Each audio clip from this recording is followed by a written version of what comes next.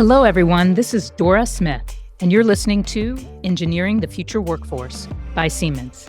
On this podcast, we explore emerging and best practices that are empowering the next generation of talent. The series showcases conversations with leading voices from academia and industry who are committed to improving learners' digital skill set and mindset to accelerate innovation. Subscribe wherever you do podcasts.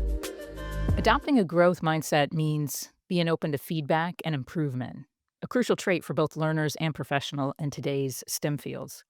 In this episode of Engineering the Future Workforce, we'll dive into how academic assessment, self-assessment, and peer assessment act as powerful drivers of individual growth and readiness for the evolving engineering workforce. Our guest, Jessica Silwick, is CFO and COO of ABET, and she brings a wealth of perspective as a strategic leader who has championed excellence and innovation in education quality assurance and industry credentialing.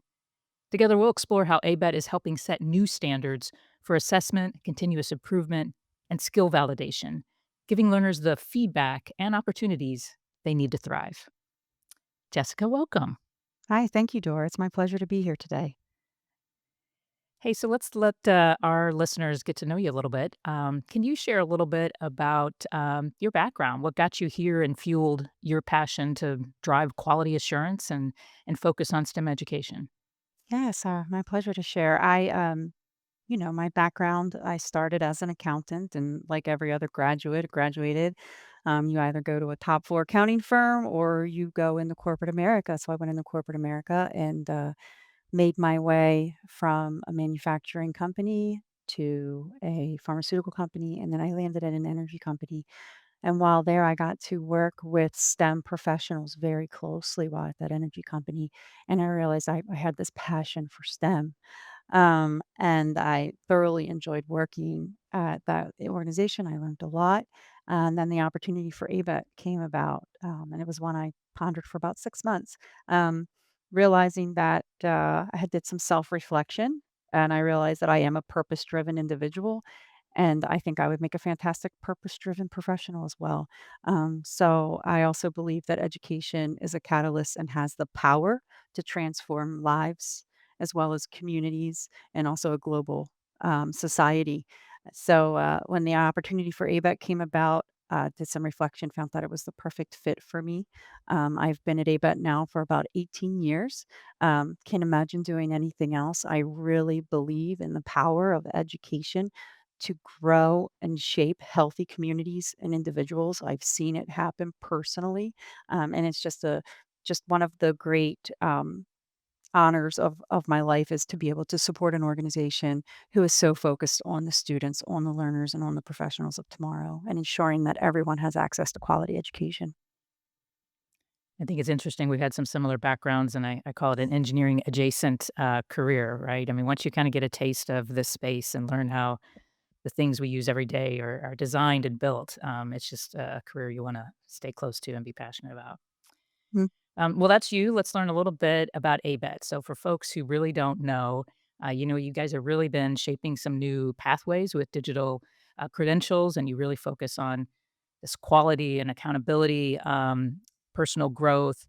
Can you just share a little bit for folks who don't know, what is ABET? What do they do?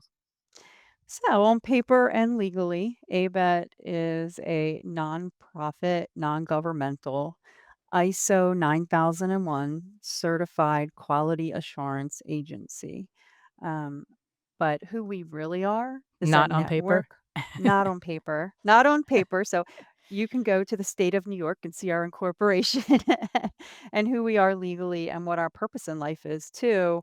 But that the heart and soul of ABET is the dedicated staff who are all purpose driven individuals, and also our network of 3,000 plus expert volunteers from academia, industry, and government, who all share the same purpose and passion for being able to directly contribute and influence education of STEM professionals around the world. and share that desire to be able to ensure quality education for everyone and the access thereof. And we do that through several different ways. A lot of people know us as an accreditor. That's how we started. That is our roots. So we started as a STEM accreditation board, starting with engineering and then growing into engineering technology, computing, and applied and natural sciences. And that is still our focus in general. We are always open and receptive to bringing in new STEM fields. Um, to both accreditation as well as some of our other quality assurance services, which are our newest one, which is the recognition of credentials. Um, we would be remiss if we did not provide a quality assurance in the credential space. This has been a rapidly evolving uh, educational opportunity for learners. And it has grown in both the need for credentials and also for the variety of providers that are out there. So we exist to serve learners and the professionals of the future. And a lot of them are now opting to take advantage of credential learning opportunities, either to start a career, reskill to enter into a new STEM field, or upskill to be able to keep up with the constantly evolving technology space that we see. So we're very, very proud to be innovative enough to be able to see this as a need and to be able to design the quality assurance services to fit that need for society. And then we also offer assessment of student learning workshops and webinars, training materials for learners, for educators of learners. That's not just faculty at colleges and higher ed. We have professionals who dedicate their careers to assessment who also come and take our workshops and learning opportunities. And this is another way. This is kind of like I call it the integrity. It's kind of doing the right thing when no one's watching. So even if you want to be ABET accredited or ABET recognized or not, we have so many passionate educators who will come through and take our assessment courses just so they can be better and just so they can create a better learning environment for their students through the best practices that we teach them, regardless of whether they're aiming for some sort of quality assurance recognition from ABET. Yeah, I think the first time I heard about ABET was from one of your evaluators. So, as a really passionate educator, and I was just amazed at kind of that volunteer core of folks you have that are so passionate about this space that they continue to stay dedicated to not just their own school where they serve, but going around and helping evaluate other schools and guide them. Um, I think it would be good, Jessica, for our learners who may not know, they may think of that ABET as an academic-oriented organization. How do you, really ensure that there's, an industry voice to the standards you're setting and get that feedback? So our accreditation criteria has been doing this for decades. Part of our education criteria is that you have to engage and receive input and feedback from key stakeholders. So, obviously, industry is one of the largest stakeholders for academia. So, as part of our accreditation process, our programs have to demonstrate that they are engaging industry all the time, not just around your accreditation review cycle, but that this is a continuous relationship that you have, that you're providing one another with feedback and input, and that you're using that feedback or input to make sure that your program is meeting the needs of industry. We also, of course, through the recognition of credentials, there's a large connection between ABET and credentials currently. And we have standards, review standards for the recognition of credentials. And like accreditation, we also require that you receive input from key stakeholders, and industry is one of those as well. Yeah, so that's how we got to work a little bit closer together over the last, year and a half. I'd like to share, I think it's important that we get into a little bit about how you do assessments, but going down this path of credential recognition, we were really honored to partner with you guys and to get to the space of having the Mhm. the first ABET recognized credential of an industry credential. But I think it'd be good to share with our when you were looking at the types of partners to go down a pilot path, How did you choose it? Why did you choose Siemens to partner with, as well as some of the other partners that you looked at from societal organizations and academic institutions?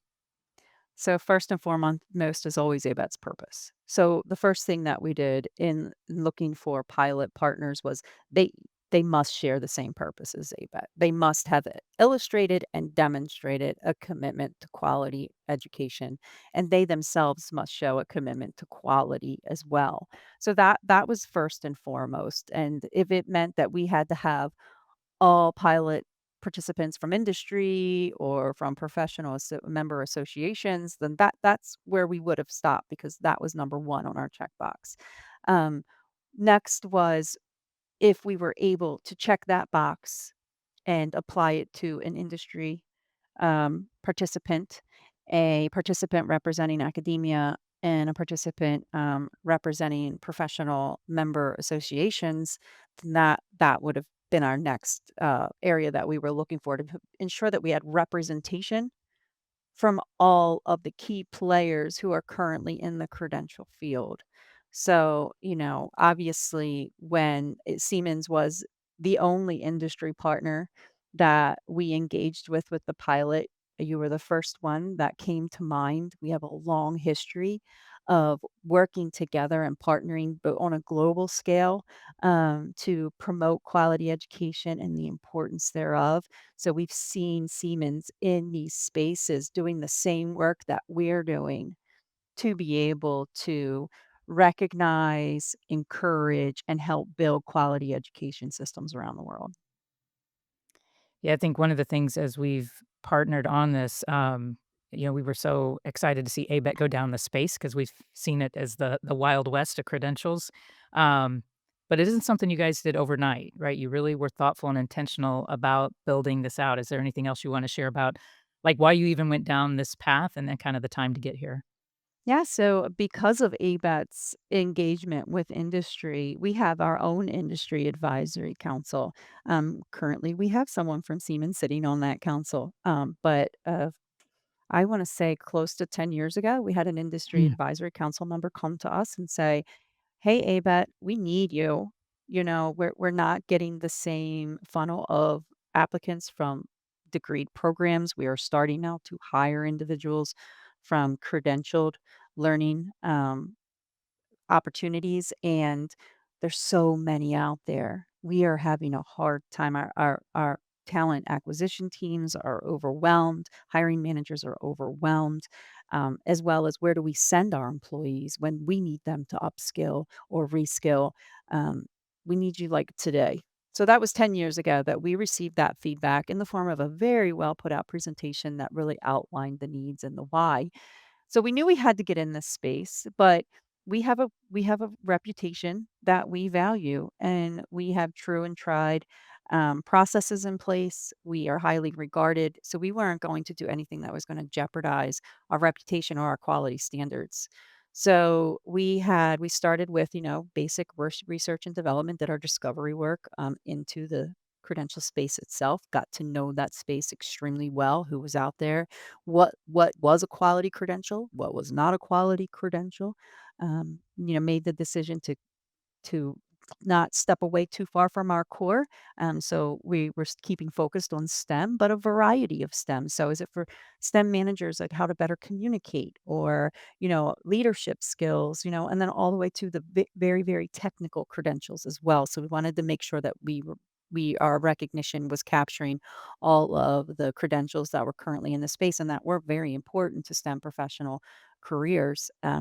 So we had several board committees that worked on doing this research. And then from the research, we started to draft standards and procedures and policies.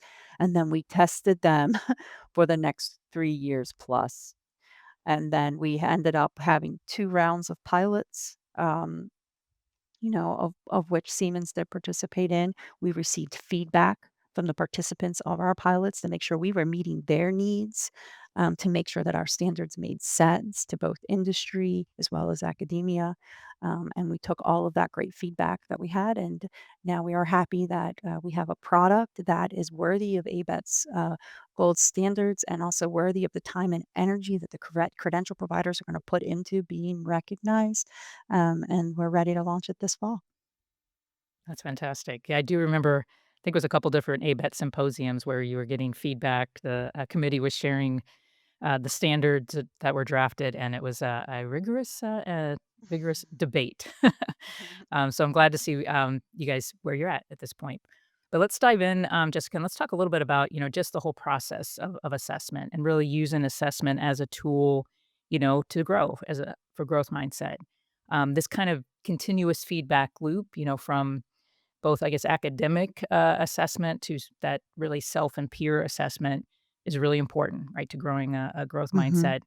Can you share how do you see assessment practices, both at academic, peer based, shaping students' capacity to really reflect, adapt, and commit to lifelong learning and engineering? Yeah, so assessment, when designed thoughtfully, and that's why we deliver assessment best practices and assessment of student learning workshops. So when designed thoughtfully, that it goes beyond grading. It becomes a tool for growth. Academic assessments provide students with structured benchmarks, while peer-based assessment invites them to step into evaluation roles themselves. So, together, these practices foster self reflection by helping students recognize their strengths and identify areas of improvement. It makes them part of the process. They also build adaptability as students. They learn to process feedback constructively and adjust their approaches in real time. Most importantly, they encourage a mindset of lifelong learning where the value lies not only in achieving the outcome but in continuously improving the process. So you have to know what your learners are learning and what they are not learning to be able to guide instruction as an educator. And you need that to be able to reach as many learners as possible. So when you can reach a student and you can make learning easier for them, learning becomes a joy, right? And then having this joy for learning, creates a person who wants to embrace lifelong learning and continue to do it. So it's when it becomes arduous, when, a learner or a student has a hard time obtaining the knowledge, retaining the knowledge, that they get through what they got to get through, and then they're done. But being able to reach them, being able to teach them in a way that resonates with them, and you do that through assessment processes. You learn that through assessment processes and applying what you learned. Again, you essentially hopefully create lifelong learners who enjoy learning and they don't see it as a task to just be done, get a degree, and then or a credential, and then that's it. I was doing a little bit of that reflection last night with my son, who called all excited. He got a good grade on his latest statistics exam. And I'm like, well, let's reflect on what you did preparing for it, right? What practices and strategies. You got a good grade because you really, studied hard. That's one example. But I guess, do you have any Mm. example to make this real, Jessica, of, self assessment, peer feedback, how you've seen it kind of drive that growth, either in a maybe from a student perspective or an educator perspective in these credential pilot programs? Um, let's see. Trying to think of a really good one to share. I guess when a lot of instruction um, transferred to asynchronous and virtual across college and university campuses, as well as professional development opportunities, that there were some learners who were not equipped to move into that learning style. And, but instructors only knew how to teach as well, some, not all, but a lot, having that synchronous FaceTime in classroom type of instruction. So through assessment processes that and of course, I'm referencing when the world shut down for a few years ago, COVID. Um, but through assessment, faculty members were able to kind of dig deep into why were certain learners struggling with this format and what are some tools that we can give them. So you saw the, instructors were starting to create other ways. So maybe they recorded, let's record this asynchronous session. So even though we were all together at the same time, I'm going to record it because some learners then will need to go back and listen to the recording and they're more audio learners. Um, some, and then some that needed that those touch points, those solid touch points, they would create opportunities for collaborative sessions between students and professors.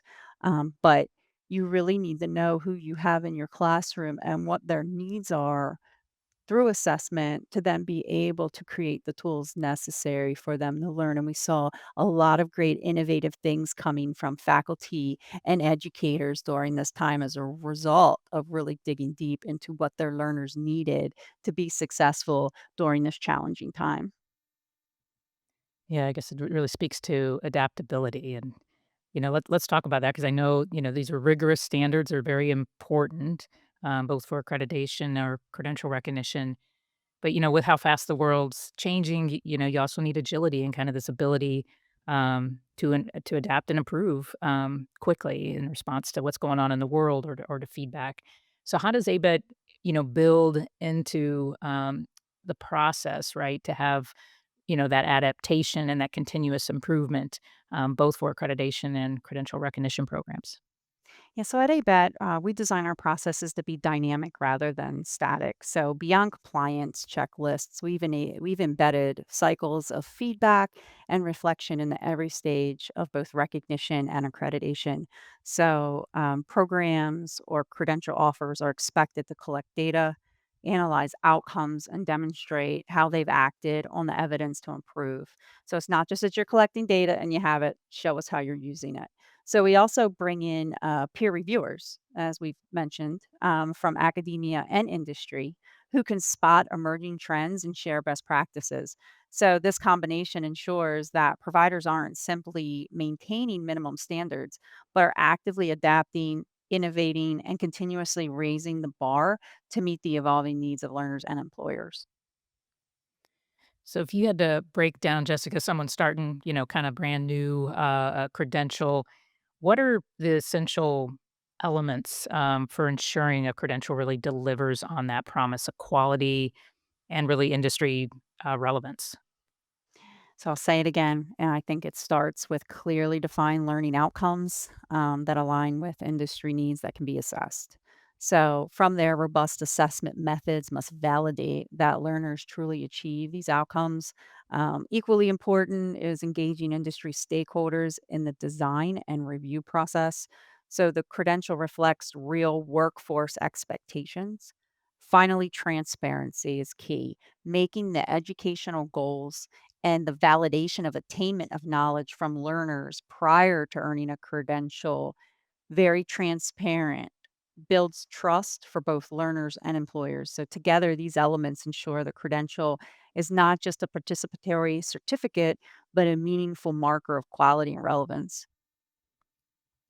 So, let's talk about Jessica in your experience. What do you see as the challenge, or maybe it's the opportunities of really this culture we have now of lifelong learning, always be learning for both academic institutions and industry workplace Yeah. training. Yeah, I still think the challenge is often mindset. So institutions and workplaces can slip into seeing learning as a finite event rather than an ongoing process, and so either, oh, I got my degree, I'm done. I got my promotion, I'm done, and this can create resistance to change and it limits innovation. So the opportunity, however, is enormous when continuing learning is embraced. Organizations become more agile, faculty and trainers evolve their methods, and learners develop adaptability that carries throughout their careers. So, really finding ways to kind of combat this mindset that has dug its heels in to a lot of institution and workplaces and being able to show the fruit of lifelong learning and how embedding this culture ultimately builds resilience and keeps both education and industry aligned with the pace of technological and society change equally.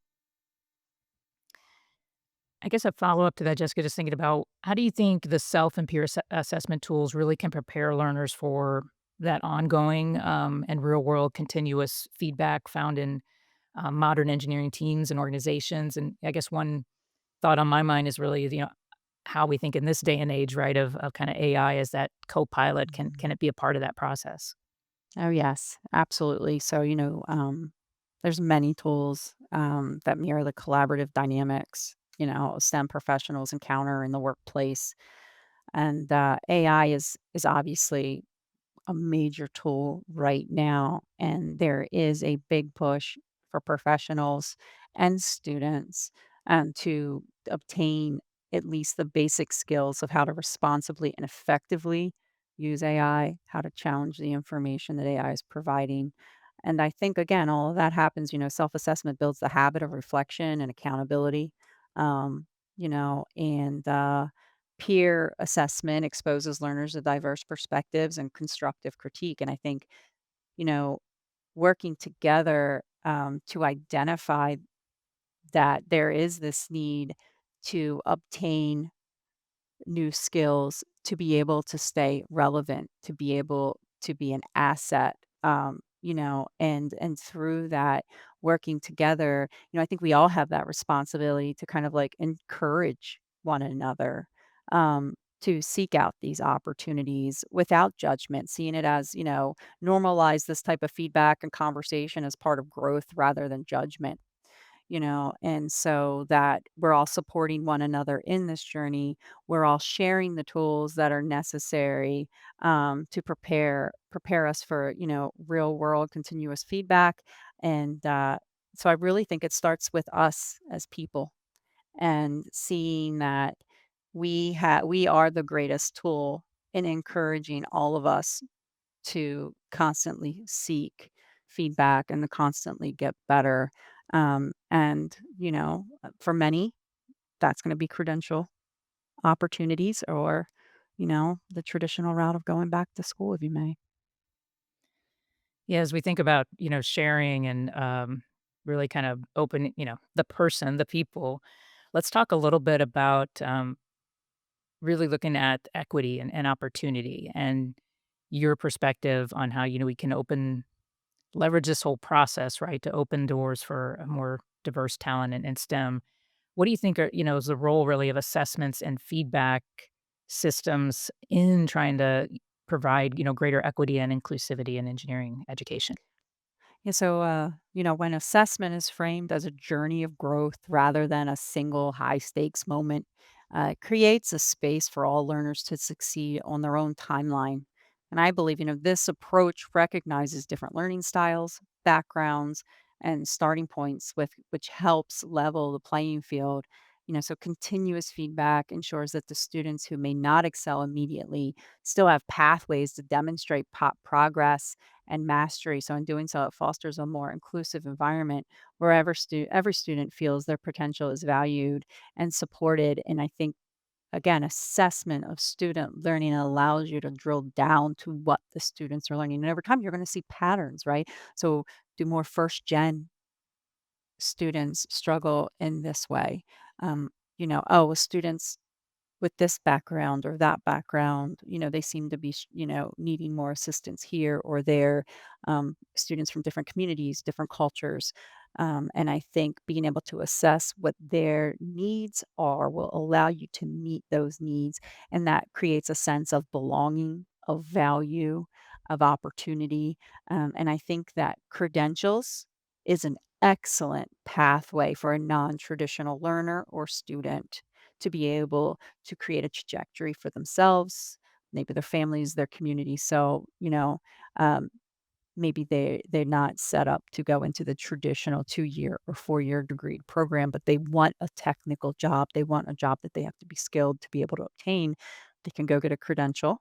They can then go get a job. And then if they want to, they can pursue more education, which we hope that they do here at ABET. But they really are creating pathways for learners that are far above the 2+2 traditional that we've seen in the past, and I think that's excellent catalyst for diversity and equity and inclusion. Yeah, I think that's our hope as well, is really that's the role these industry and these recognized credentials can really play. And so much, I don't know in your time in this space, but I often find when you ask people what got them into engineering, they had an engineer in their family, right? They either had somebody that was a family, a friend, or a teacher that tapped them on the shoulder and said, "Hey, you're really good at this. You might consider engineering." And I think we need to get so many more into the space, quality, quantity, and I think industry credentials can really provide, to the wording you used, really that pathway, that on ramp. Mhm. Um, I guess with that, Jessica, what advice would you give individuals or employers that are really looking to evaluate the credibility of credential offerings? First and foremost, look at who's backing the credential. So the credential providers should have a clear quality assurance process and industry partnerships. Second, examine the learning outcomes and assessment. So, do they measure real transferable skills? Third, check for transparency. I said that earlier. Strong credentials make the criteria and evidence of their learner achievement visible. So it's not, some pie in the sky statement. It's something that's tangible. There's a check for knowledge transfer. There's a check for understanding before we're awarding this credential. And finally, seek signals of recognition, whether from employers, professional societies, or accrediting bodies, or quality assurance organizations. So those elements together will help determine if a micro credential really holds its value. Wise words. Let's talk a little bit now, Jessica, about really where things are headed. If we look at workforce readiness and employers really expecting engineers and tech talent to be self-directed, to be, agile, adaptive, always learning, and really have this kind of true growth mindset. Would like your perspective on how you see micro credentials, um, the assessment frameworks, and really the recognition of durable. Some call them soft. We call them professional durable skills, accelerating growth mindsets and that workforce readiness. Yeah, so I think micro credentials give learners tangible milestones.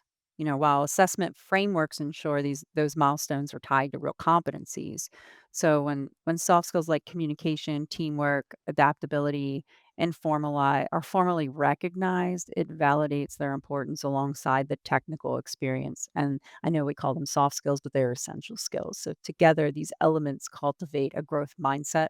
So learners can see progress as an iterative and continuous, and they prepare themselves to enter the workforce ready to contribute, adapt, and keep learning as industries evolve. So I think micro credentials pair very, very well with other sorts of degrees or technical credentials. So I think a credential in leadership, a credential in ethics, is just as important and just as essential for someone entering into a career or even someone who's been in a career to really be successful in their STEM professions.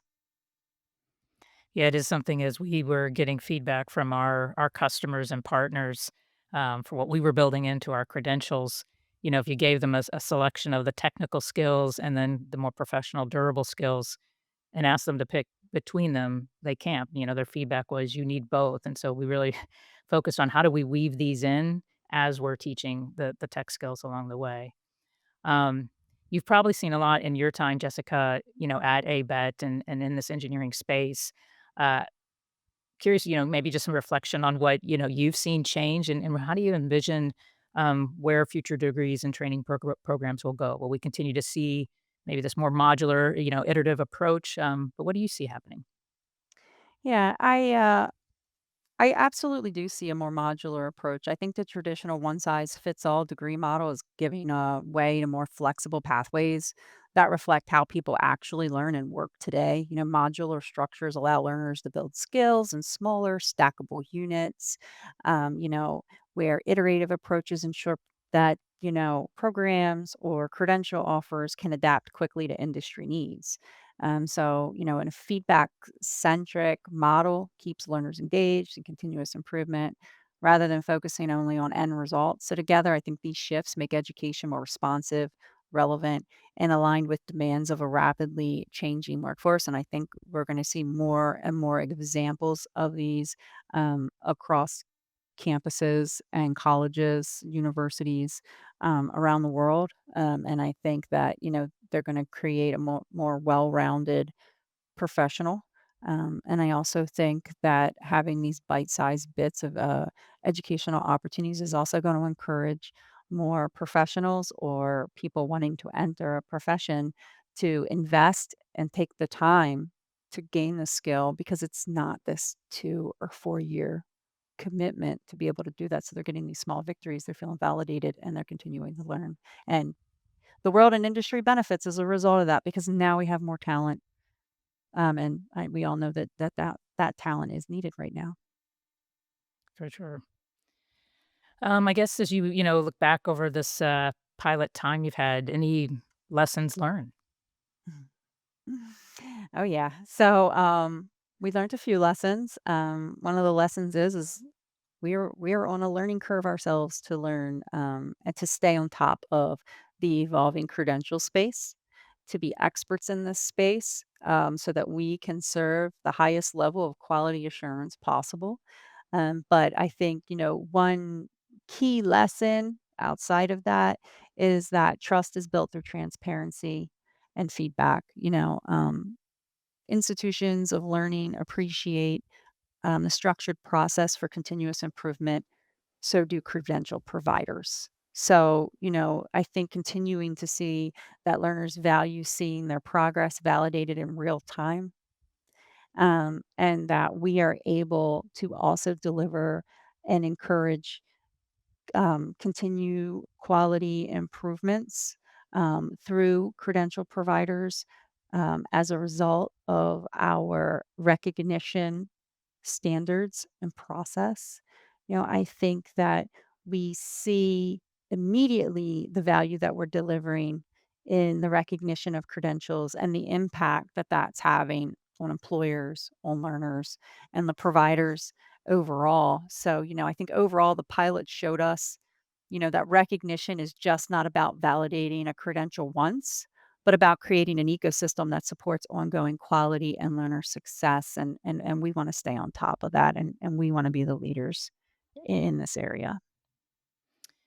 One of the things I think we didn't touch on, Jessica, when we look at, who ABET is really, the geographic scope, and so I'm just curious, one, when you look at that, do you see any differences, regionally and as it comes to kind of this, um, credential space? And, how do you guys interact with, around the globe to, get that feedback and drive your standards so they truly are global? So the quality assurance of credentials is a relatively new space to be in. And there's very few quality assurance agencies out there who have the mechanisms in place to do this, especially globally. So I think ABET is in a phenomenal position to encourage the growth, the acceptance, and the sustainability of micro credentials around the world because they are an essential piece of lifelong learning. And lifelong learning is no longer a luxury, it's here to stay. And it's necessary to keep up with our constantly transforming world. And, for example, we're going to be at the International Conference on Interactive Collaborative Learning this October. We're going to showcase our expanding global role in shaping lifelong learning through innovative credential recognition, which includes robust assessment frameworks and quality assurance standards. So, our participation emphasizes ABET's commitment to ensuring that learners everywhere, whether pursuing degrees, micro credentials, or stackable pathways, gain qualifications that are trusted by employers and recognized across borders. So, that's just one example. We are at many, many international meetings, conferences, part of committees, and all of these organizations are dedicated to shaping the education of STEM education both now and into the future. Yeah, ICL is a really great event. There's, amazing amount of research on how we learn that is shared at that event each year. So I'll be looking for the outtakes of it. Um, and then Jessica, just so people understand then how there are accrediting or recognizing bodies, right, in certain countries or regions. How does ABET work with those organizations to collaborate together? Yeah, so I mean, ABEP has presence in over 40 countries right now, whether that's through accredited programs and working with the faculty of those programs, or whether that is through mutual recognition agreements. For example, Mm. we're a founding member of the Washington Accord, and that being part of those accords creates mobility for graduates of STEM programs to be able to work almost anywhere they want in the world, as long as that accrediting body is part of the accord. We recognize one another graduates as graduating from a similar stated standards. And we also have mutual MOUs, mutual understanding agreements with countries across the world. Coming to ABET from the for profit sector, I was like, what are we doing? We're giving away our intellectual property, like, we're creating competition, like, who does that? And then, I learned it's all about the purpose, and the purpose is, creating access to quality education. So whether we're the ones doing the accrediting or, a local accrediting body is developed within that country using the Council of ABET to get them to be a quality accreditor, we're still serving our purpose, so it's not about the bottom line. We love creating competition because then that means that we are spreading, the knowledge and the skills that ABET's developed over the decades to countries all over the globe so that they can do it for themselves as well. Yeah, I think that's important for us as well, right? Because then achieving this ABET recognition gives you that kind of global gold standard, right? That you know is going to carry weight around the world. Yes.